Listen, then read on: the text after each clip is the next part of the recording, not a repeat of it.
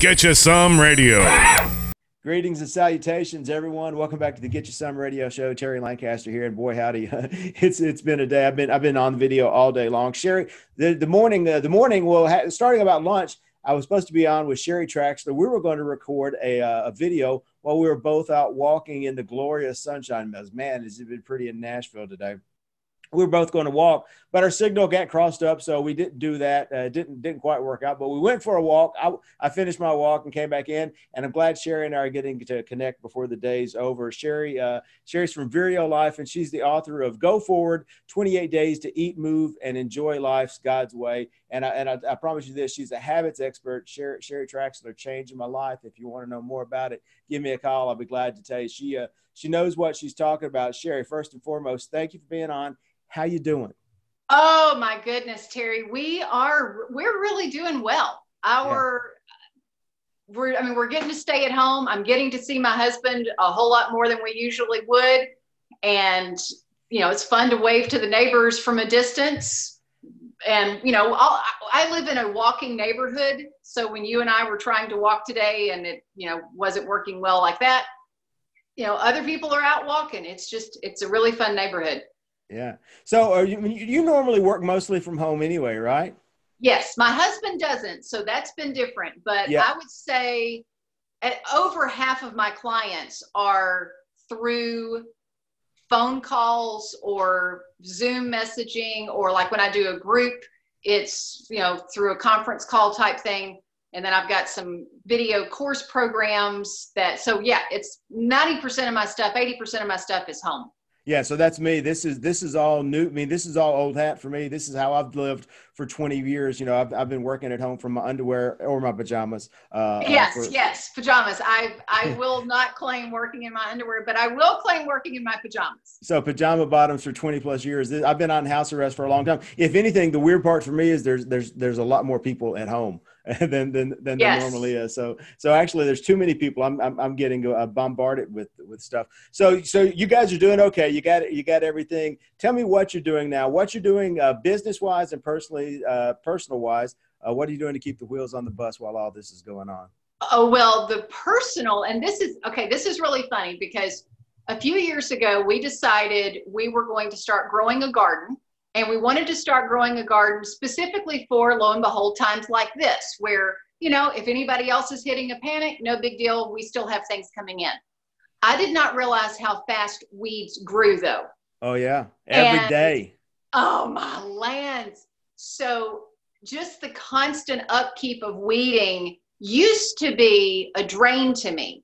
But under this quote unquote house arrest, that was a great term you used, being inside and not going out and I would normally go out and do some kind of speaking engagement or whatever. Well, not being able to do that and literally working from home even more than I'm used to, I'm like, I've got to get out of the house. And Terry, for the past few days, when the rain has stopped, I've been like, oh, good. It's not raining for 30 minutes. I'm going to go out and weed. And I've enjoyed weeding just as an excuse to get outside. I want you to write that down and put it on a mirror. Oh gosh, I get to go outside and weed. So, yes. So write that down. Yes, because I have a feeling that in a few months I will be feeling like, oh, do I really have to go weed again? So the last time the zombies hit in 2008, I started stockpiling food and, got plenty of stuff around, and I started gardening a little bit too. It went by the wayside years ago because I don't like weeding. And, but I did. And then I discovered the farmer's market. Oh, you mean I can go buy fresh organic vegetables any Saturday morning I want? I'm in. Yes. And I got tired of fighting the squirrels for my tomatoes. But last weekend, when in the midst of all this, I planted a potato garden because I read somewhere that the Irish would feed their entire family of 4 on an acre of potatoes. So if push comes to shove, I'm gonna have potatoes. Wow. So you have an acre of potatoes growing now. No. This is my experiment. I have 4 planters of potatoes growing, but I have an acre of land. If I get good at this, then we'll scale it up. So that's what you're doing. You've been weeding. How are you staying in touch with your customers? How's work going? Work is going great, again, because so many of mine are by phone or Zoom or Skype or whatever anyway. That has really been doing well. And in fact, I'm getting ready to launch a group coaching thing with around my book in about a week and a half or so. And it's like, well, I was going to be doing it virtually anyway. So nothing has changed. It's still going to be a virtual group. Oh, good on you. And it's funny how now everyone is doing this. Everyone, my wife and kids are on Zoom this week, and everyone's having to pick up that stuff, which we've been doing for years. So it's funny how all this is reconciling. So I've been a little off kilter this week. Like I said, the Get You Some radio show is normally a full-fledged, 25. We got 25 minutes worth of stuff, and we talk about that, and I plan ahead to do that. I've been doing everything on the fly this week because everything's so fast moving. So I'm just kind of trying to ramp it up to keep up with what's going on. So I appreciate you coming on to take on the time. I haven't been following my standard format on the Get You Some radio show, but I'm going to kind of get close because I'm going to leave you with this one question. The one question is, up until this week, I'd ask every guest that ever been on, what's one thing that people watching can do right now to start creating health, happiness, and prosperity in their life this week in the midst of all this chaos? What can we do? One thing. Oh my goodness. This is so important anytime, but right now it's even more important. And that is learning how not to stress eat, learning how to take a deep breath, tune in to what does my body really need? What do my emotions really need?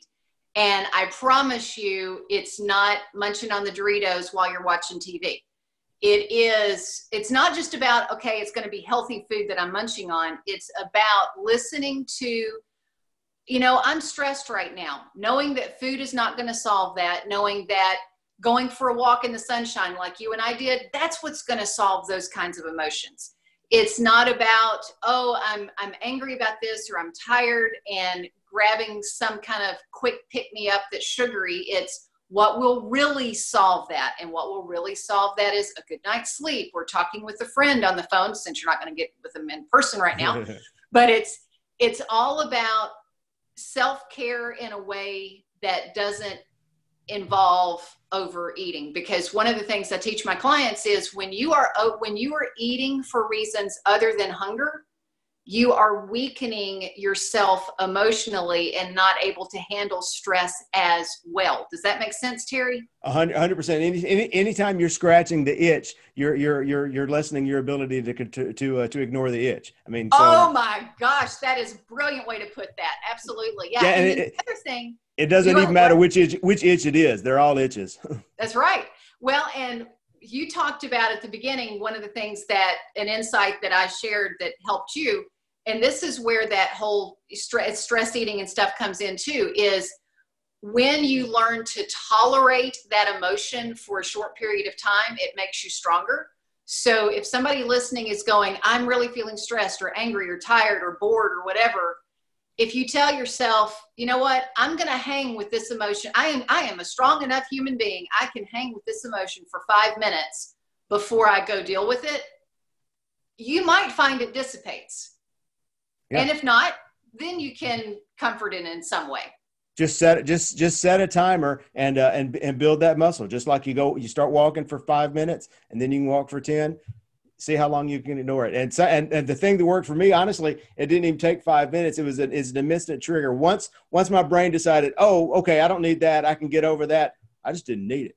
Yeah. I didn't need it. It went once I separated the emotion and the thing and decided, okay, I'm gonna put this off, it went away. It just I don't need it. Yep. And if all else fails, Terry, you have the solution behind you over your right shoulder. Sully? Yes. If all else fails, you just get Sully and give him a hug. There we go. The world is going to be okay. There we go. Thanks, everybody, for listening to the Get You Some radio show. Sheri, I hope we can see each other in person again sometime soon. Yes. Y'all be good. Thanks a bunch. Get You Some Radio. You've been listening to the Get You Some radio show. Subscribe today at terrylancaster.tv to hear more episodes, win valuable cash and prizes, and get free training to help you create an army of buyers who know, like, and trust you before they've ever even met you. It's a big, wide world, boys and girls. Get out there and get you some.